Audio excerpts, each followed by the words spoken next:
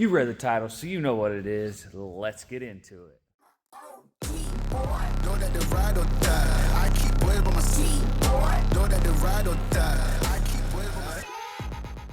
guys, so I've got some tint, a 2016 F150, and today we're going to be attempting to tint my headlights.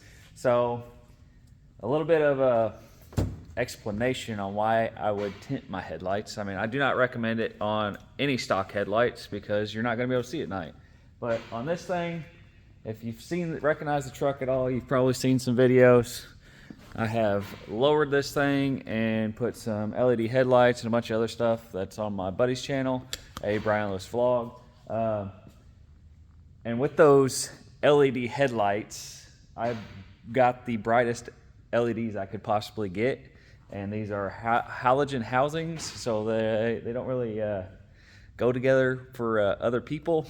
I get high beams quite a bit whenever I drive this thing at night. I have adjusted my headlight aim down and all that stuff since I lowered the truck and all these other things, but they're still just extremely bright.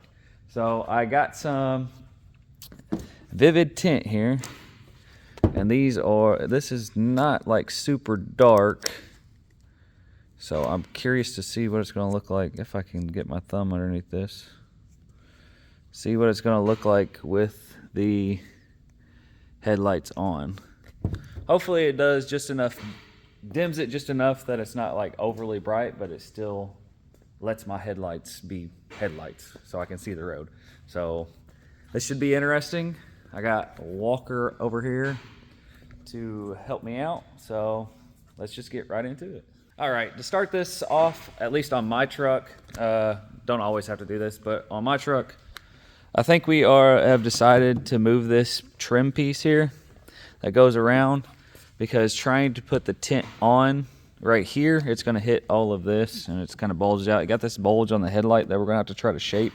That's what the heat gun's for. So Walker and I are going to pop this piece off. We have already used this similar kind of tint on his BMW, which he has a video of, which I can probably throw up in the corner here. And if y'all want to check that one out, that's on his tail lights. So we already kind of got a little bit of experience trying to do this, and we know some of these curves are going to be a little more difficult to hit or get the tint to stretch and form and stick. So this should be fun. So I think if we get that trim piece out of the way, it's just going to give us more freedom to where we're not sticking to something else and trying to fight around that piece as well as shaping it to the headlight. So obviously we're no experts, so let's see how this goes. All right, so we got the trim off. Walker is finishing cleaning up these headlights, which were pretty freaking nasty. I definitely do not take care of my vehicle the way that I should as far as cleaning it. So it's got a little like spot here where it had the previous owner had a bug guard on it, and it rubbed spot. That's part of the reason why I have this thing on this. It's because I got wear marks on my hood too. Yeah, same thing on this headlight.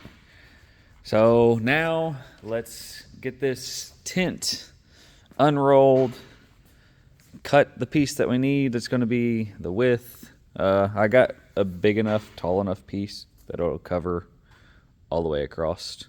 Heck, if I got enough extra material, I might even do my fog lights down there. My fog lights have been replaced with LEDs as well, and they are super bright, but I probably leave those because I like how bright those are. And I probably won't get bright lighted with those. So let's get this tint cut.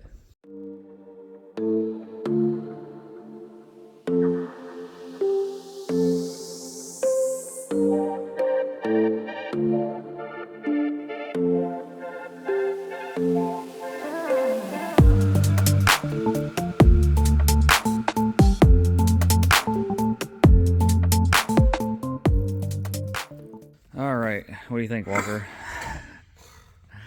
So this hump we are fighting quite a bit. We have gotten it kind of down, but there is some wrinkles in it. Probably should have done what I was thinking to begin with and just heat up that spot and kind of press the tint down onto it the best that we could. But we're manipulating it slowly. It's just a painstakingly slow process.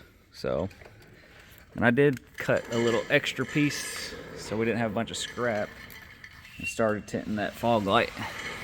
So just heat and patience, trying to get this to stretch around this hump and stick. And I don't know, maybe I should have watched some more videos on how to do this properly.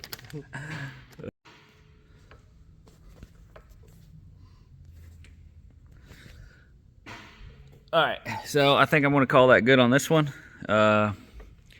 We got it pretty much covered. The only problems that we did run into is this right here, this big old bump.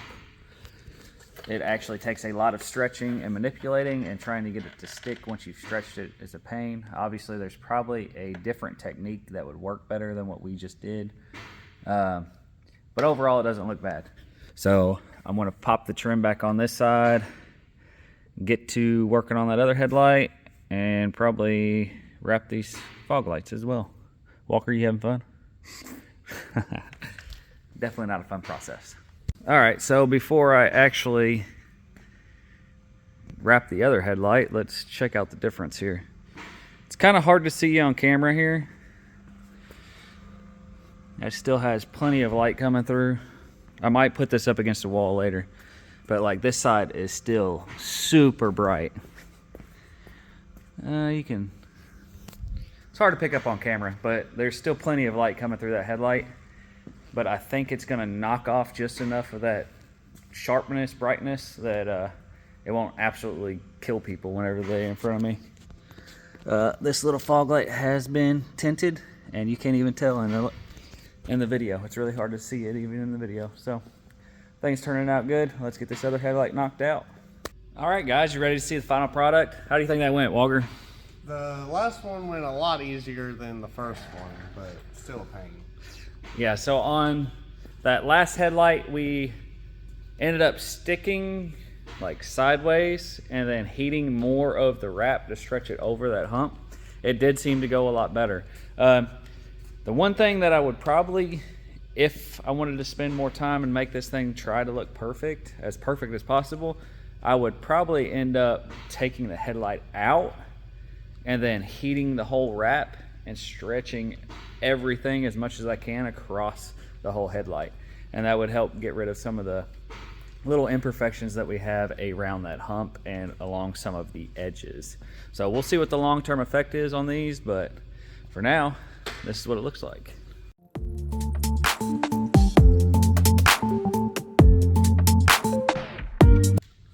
I think it looks a whole lot better. So hopefully this cuts down on some of the people high beaming me, and the tint isn't too dark that it's gonna block too much of my light. Like I said, with these being like super bright LEDs, I still didn't want to go with crazy dark tint because I still wanted to be able to see at night.